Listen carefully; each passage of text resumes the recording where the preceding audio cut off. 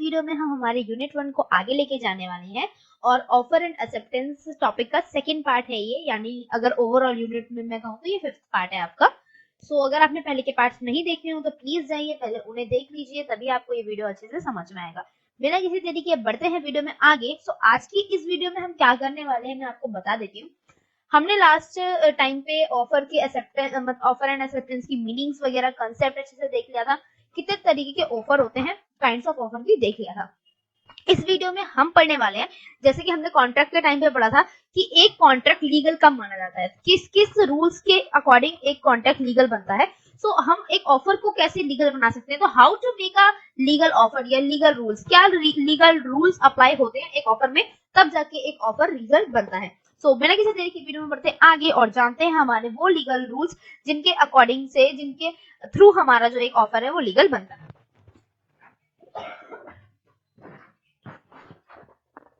Sorry, सबसे पहले हमारे पास जो रूल आ रहा है वो कौन सा है, ऑफर में बी एक्सप्रेस्ड एंड इम्प्लाइड, यानी कि ऑफर आपके दोनों तरीके से हो सकते हैं, एक्सप्रेस एंड इम्प्लाइड। हमने type of kind of offer में पढ़े थे, कुछ एक्सप्रेस ऑफर होते हैं और कुछ हमारे जो होते हैं इम्प्लाइड ऑफर होते हैं। On the basis of formation में हमने ये पढ़ा था, कुछ ऑफर्स हमारे एक्सप्रेस्ड होते हैं। When offer is made in words either oral and written is said to be express for offer। वो ऑफर जो हमारे मतलब वर्ड्स में लिखे जाते हैं, ऐसा ऑफर जिसमें हम अपने इस्तेमाल करते हैं, शब्दों का इस्तेमाल करते हैं, चाहे वो बोल के करें हम, चाहे वो हम लिख कर करें, तो उन्हें हम एक्सप्रेस ऑफर कहते हैं। An offer which is expressed by the conduct of party और form of circumstance to the case is called implied. ऐसे केसेस या ऐसे ऑफर जिसमें हम बिना कुछ बोले ही एक ऑफर या कॉन्ट्रैक्ट को हमने पढ़ा था कॉन्ट्रैक्ट में, अप्लाइड कॉन्ट्रैक्ट, वो कॉन्ट्रैक्ट जिसमें हम बिना कुछ बोले ही आपस में कॉन्ट्रैक्ट कर लेते हैं, तो वैसा ऑफर जो हम बिना कुछ बोले ही आपस में कर लेते हैं। तो एग्जांपल के साथ आपको बता देती हूँ, लाइक समझ लीजिए आप एक बस स्टॉप पे खड़े हैं और बस आती है आपके पास खड़ी होती है, तो जिस रूट पे आप आगे जा रही है बस का नंबर आपको शो हो रहा होता है बस के ऊपर, और उस कौन से रूट पे जा रही है वो चीज आपको वहां पे मेंशन शो हो रही होती है। वो आती है, गेट खोलती है आपके आगे, स्टॉप पे आके आपको ऑफर देती है कि आप बस में आए और हमारे साथ क्या करें, आगे चलें इस रूट पे, और उसके बदले में आपको क्या उसे देना होता है, कंसिडरेशन के तौर पे उसे आपको देना होता है पैसा, यानी कि जो भी उसका फेयर बनेगा वो आपको देना होता है। तो ये एक तरीके का ऑफर एंड एक्सेप्टेंस होता है। आपको अगर उसकी जरूरत होती है तो आप उसका ऑफर एक्सेप्ट करते हैं, रूट में आगे जाते हैं और अपने स्टॉप पे उतर के उसका फेयर कंप्लीट करके चले जाते हैं। तो आई होप आपको इम्प्लाइड ऑफर, एक्सप्रेस ऑफर का भी मीनिंग समझ में आ गया। बिल्कुल वही कॉन्ट्रैक्ट वाला कंसेप्ट है, बिकॉज एक ऑफर ही आगे जाके कॉन्ट्रैक्ट बनता है, आपको ये चीज अच्छे से पता ही होगी। सो आपका जो ऑफर है वो दोनों तरीके का हो सकता है, एक्सप्रेस भी हो सकता है, आपने उसमें शब्दों का इस्तेमाल भी किया हो, चाहे बोल के हो, ओरल या रिटन, या इम्प्लाइड भी हो सकता है। तो दोनों ही आपके ऑफर माने जाएंगे by the Indian contract act. Next है आपके पास rule, an offer must be made with a view to create legal relationship. With a view to का मतलब मैंने आपको लास्ट इसकी डेफिनेशन में बताया था, विद अ व्यू टू का मतलब होता है पर्पस। क्या मतलब होता है, पर्पस। एक जो ऑफर होता है must made with purpose, purpose कह सकते हो, क्रिएट अ लीगल रिलेशनशिप, यानी कि एक जो मतलब आपका ऑफर है वो एरा गैरा ऑफर नहीं होना चाहिए कि एम ही आपने किसी भी मस्ती टाइम में बना दिया, नहीं।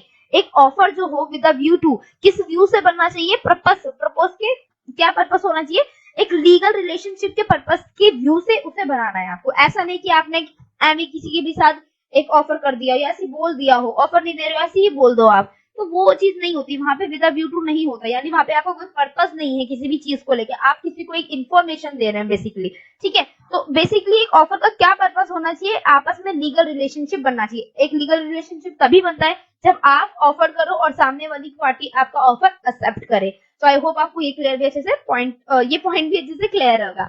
सो थर्ड पॉइंट है आपके पास, offer must be certain, definite and non vague. The intention of the parties must be very clear. ये वही पॉइंट है जो हम अभी लास्ट में भी पढ़ के आए थे, टाइप ऑफ उसमें हमने पढ़ा था ना, ये टाइप ऑफ ऑफर्स में पढ़ा था हमने, कॉन्ट्रैक्ट ऑफर में पढ़ा था हमने, कॉन्ट्रैक्ट या कंडक्ट ऑफर जो भी नाम था उसका, हमने उसमें हमें ये चीज पढ़ी थी कि offer must be certain, definite and वेग। मतलब कि जो आपका ऑफर होना चाहिए वो बिल्कुल डेफिनेट होना चाहिए। ऑफर के टाइम पे आप सारी टर्म्स एंड कंडीशन सामने वाली पार्टी के सामने रख देंगे।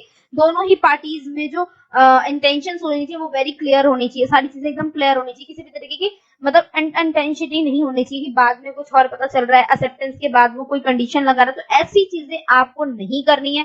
सारी टर्म्स एंड कंडीशन आपकी ऑफरी को आपको पहले ही बता देनी है, तभी वो ऑफर लीगल माना जाएगा। अगर आप वो एक लीगल ऑफर नहीं माना जाता, तो वो एक लीगल ऑफर नहीं माना जाता है क्या।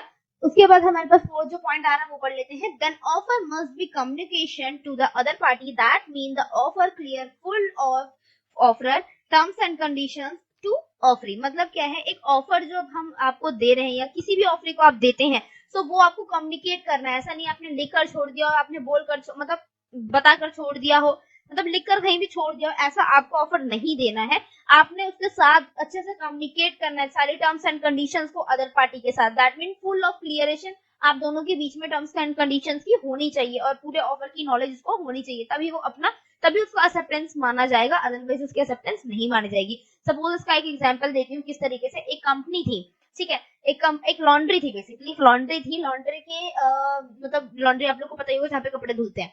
सो उन्होंने अपनी जो रिसिप्ट उन्हें मिलती है, जैसे मान लीजिए आप जाते तो एक रसीद काट के वो देते हैं कि हाँ ये आपके कपड़े, जैसे एक टेलर भी देता ही है हमें कि ये आपके कपड़े हैं, इतनी डेट को आपको रिसीव करने आने, इतना टाइम पे आपको रिसीव करने आए ना, तो इस तरीके से। तो उस पर्ची की वो जो रिसिप्ट उसकी कटी थी, उसके पीछे उन्होंने छोटी छोटी एकदम राइटिंग में नोट लिखवा रखा था, वो भी पीछे लिखवाया था कि अगर आपका कोई भी कपड़ा मिसिंग हो जाता है तो लॉन्ड्री आपका 15% ही आपको मतलब रिफंड देगी, 50% ही आपको रिफंड देगी और रिफंड नहीं देगी, वो मतलब कंपनीज के लिए लाइबल नहीं होगी।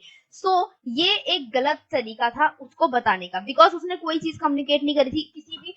किसी का भी फोकस नोट्स पे नहीं जाता है, नोट्स में इतनी भी ये चीजें मोस्टली नहीं लिखी जाती। तो अगर उसके पास से किसी का कपड़ा खो गया तो फिर उन्होंने उसको ऊपर केस किया कि हमारे फुली रिफंड नहीं कर रहे हैं। सो जब वो कोर्ट में गया तो उसने बोला कि सर मैंने तो, जज को उसने बोला कि मैंने तो यहाँ पे नोट लिखवा रखा है कि हम सिर्फ 15% रिफंड करते हैं, बट जज ने सर मना कर दिया कि आपको ये चीज कम्युनिकेट करनी होती है, ये मतलब लीगल रूल्स के खिलाफ है। आपने एक तो लिखा इस तरीके से कि कोई भी कस्टमर से नहीं पढ़ पाएगा, बहुत छोटा है और जल्दी से उसको किसी का भी ध्यान नहीं जाएगा।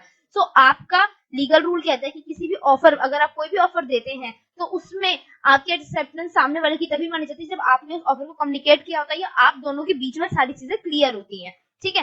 तो उसके बाद भले ही आपने लिखवाया लेकिन चीजें क्लियर है तब भी एक बार के लिए मान लिया जाएगा, जो हमने लास्ट पॉइंट में पढ़ा। लेकिन नहीं है तो आपको कम्युनिकेट करना मस्ट है उसमें। ओके, अब आपका फिफ्थ पॉइंट क्या बोलता है, offer must be made with a view to obtaining the assent of offering. मतलब क्या है, एक ऑफर कभी भी आप ऐसा वेला नहीं बनाएंगे, कोई भी खाली ऑफर आपका नहीं होना चाहिए। विद अ व्यू टू यानी किस पर्पस से बनाएंगे, विद अ व्यू टू का मतलब होता है पर्पस, और ऑब्टेनिंग का मतलब, ऑब्टेनिंग का नहीं सॉरी, एसेंट का मतलब अप्रूवल होता है। मैंने आगे लिख दिया था गलती से, इसे मुझे पीछे लिख लेना चाहिए था।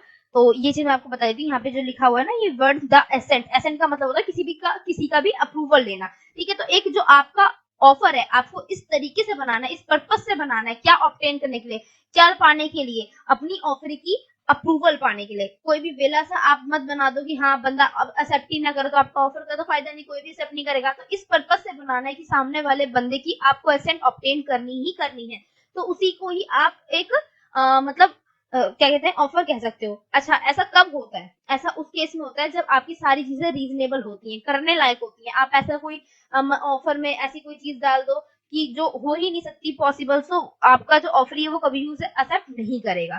सो आई होप आपको ये पॉइंट भी अच्छे से क्लियर हो गया होगा। अब 6 पॉइंट पे चलते हैं और पढ़ते हैं कि क्या लीगल रूल है अगला हमारा। An offer may be conditional, an offer may be conditional, an offer can be made subject to any terms and condition by the offerer. In such case the condition must be clear, communicate with offering, the condition must be reasonable। मतलब क्या है कि जो offeror होता है उसके पास वो offer बनाता है, ऑफरर ऑफर बनाता है, उसके पास ऑफर बनाने की पूरी छूट है, वो कंडीशंस भी रख सकता है। एक ऑफरर ऑफर के अंदर कंडीशन रख सकता है, बट लीगल रूल ये कहता है कि अगर हमने आपको इस चीज का हक दिया है कि आप एक ऑफर के अंदर कंडीशंस रख सकते हैं, सो आपकी जो भी टर्म्स एंड कंडीशंस है आपको वो पूरा अच्छे से सामने वाले के साथ कम्युनिकेट करनी है। पहला पॉइंट यहाँ पे नीचे लिखा हुआ है, must be clear, clearly communicate करनी है अपने ऑफर के साथ, और जो आपकी कंडीशंस हैं वो रीजनेबल होनी चाहिए। ऐसी आप कोई कंडीशन नहीं रखेंगे कि सामने वाले के लिए वो रीजनेबल ना हो। सपोज बहुत से लोग इस तरीके का कंडीशन बना देते हैं कि वो चीज वो दे ही नहीं सकता तो वो एक्सेप्ट क्यों करेगा। सो आपको ऐसा कोई भी कंडीशन नहीं रखना है जिसकी वजह से आपके ऑफरी को प्रॉब्लम हो, और वो रीजनेबल होनी चाहिए, मानने लायक होनी चाहिए, जिसके लिए कोई भी कोर्ट आपको मान्यता दे दे। तो आई होप आपको ये 6 पॉइंट भी अच्छे से क्लियर हो गया होगा। अब बढ़ते हैं 7 पॉइंट के ऊपर। Offer should be not contain a term and uncompletion of which would amount to acceptance. मतलब क्या है, thus cannot say the acceptance is not certain time the offer would be considered as accepted. मतलब क्या है, अगर इस तरीके की ना आपको कोई भी कंडीशन नहीं रखनी, एक ऑफर में कभी भी इस तरीके का टर्म नहीं कंटेन किया जाएगा, अनकम्प्लीशन टर्म कभी भी कंटेन नहीं किया जाएगा, ठीक है। अनकम्प्लीशन का मतलब क्या होता है, एक ऐसा टाइम, मतलब आप समझ लो कैसे समझाऊं मैं, हाँ सपोज एक एग्जांपल के साथ समझते हैं। यहाँ पे लिखा हुआ है one cannot say if acceptance is not communication by the certain time the offer would be considered as accepted. मतलब क्या है, अगर मान लीजिए मैंने आपको कोई ऑफर दिया है और आपको मैंने एक सर्टेन टाइम दिया, अगर आप एक सर्टेन टाइम में मेरे से नॉट कम्युनिकेशन करते हैं, यानी कि कम्युनिकेशन नहीं कर पाते किसी भी वजह से, वो मुझे नहीं पता, मुझे कोई मतलब नहीं है, आपके घर में कोई भी सीरियस प्रॉब्लम हुई हो, मुझे उससे कोई मतलब नहीं, अगर आपने एक सर्टेन टाइम में मेरे से कम्युनिकेट नहीं किया तो मैं आपकी उस चुप्पी को एक्सेप्टेंस समझूंगी। तो ये जो चीज होती है ना, कोई लोग ये अपने ऑफर में ये कंडीशन रखते हैं, तो ये चीज आपको नहीं रखनी है। ऐसे जो रूल्स होते हैं, ऐसी कंडीशंस को या ऐसे ऑफर को कभी भी इंडियन कॉन्ट्रैक्ट एक्ट लीगल नहीं मानता। This is called illegal rule and illegal offer. तो जैसे सपोज मान लीजिए आपने एक ऑफर बना दिया कि मैं आपका घर खरीदना चाहता हूँ, आपने मिस्टर बी को ऑफर, मतलब मैंने मिस्टर बी को ऑफर दिया, मैं आपका घर खरीदना चाहती हूँ 20 लाख रुपए में, राइट। भाई बंदा मेरे को ज्यादा में बेचना चाह रहा हो या अभी बेचना ही ना चाह रहा हो, तो मैंने सामने वाले से तो पूछा नहीं कि आप अपना घर बेचना चाह रहे कि नहीं। नॉर्मल अगर मैं उसके सामने ऑफर रखी कि क्या आप मुझे बेचेंगे, तो वो उसके पास ऑफर गया कि मतलब हाँ मैं सोच के बताऊंगा बेचना है कि नहीं, इतने अमाउंट में, जैसा भी होगा एक्सेप्ट करना होगा करेगा, नहीं करना को नहीं करेगा। मैंने तो सीधा बोला मैं आपका घर बेचना चाहती हूँ 20 लाख रुपए में, अगर उसने सर्टेन टाइम में मुझे नहीं भेजा तो मैं आपकी चुप्पी को हाँ समझ लूंगी, इसका मतलब बिना बोले उसका घर बिक गया, तो ये चीज तो सही नहीं हुई ना, उसके लिए बहुत ज्यादा प्रॉब्लम क्रिएट हो जाएगी। सो इस तरीके की जो कंडीशंस होती हैं, टर्म्स होते हैं या ऑफर होता है, उसे लीगल नहीं माना जाता है according to Indian contract law. अगला है आपके पास द ऑफर में be either specific and general. ये हम पढ़ ही चुके हैं, आपका जो ऑफर है वो जनरल भी हो सकता है और स्पेसिफिक भी हो सकता है, यानी स्पेसिफिक एक पर्सन के लिए भी हो सकता है तो भी लीगल माना जाएगा, जनरल भी होगा तो भी लीगल माना जाएगा। तभी तो कैरफिल्ड जी को जस्टिस मिला था ना, याद है आपको वो केस। उसके बाद आपका लास्ट लीगल रूल क्या है, offer is different from the invitation to offer. एक ऑफर हमेशा डिफरेंट होता है इन्विटेशन टू ऑफर। सो आप ये समझिए आपका ऑफर होना चाहिए, आप इन्विटेशन टू ऑफर दे रहे हो तो वो नहीं माना जाएगा। अब ये टर्म आपने पहली बार सुनी होगी और काफी ज्यादा कंफ्यूजिंग भी लग रही होगी कि मैम ऑफर टू ऑफर तो हम पढ़ते आ रहे हैं, अब इन्विटेशन टू ऑफर क्या होता है।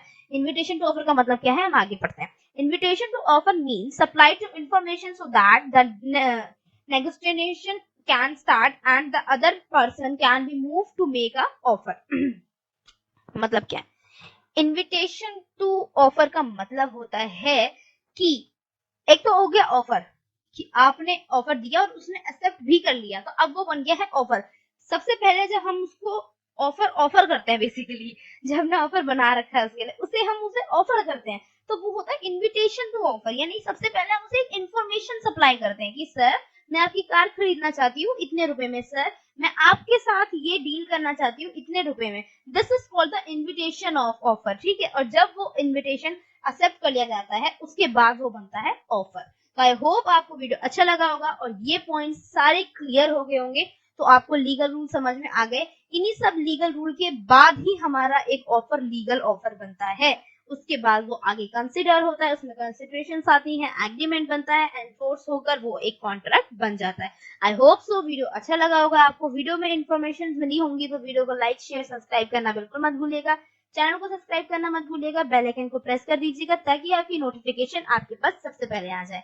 सो मिलते हैं नई वीडियो में, जब तक के लिए टेक केयर, बाय बाय। और अपनी सारी वीडियोस को प्लीज कंप्लीट कर लीजिए जल्दी जल्दी, बिकॉज आपके एग्जाम्स बहुत करीब आने वाले हैं। So take care, bye bye, मिलते हैं नई वीडियो में आगे चल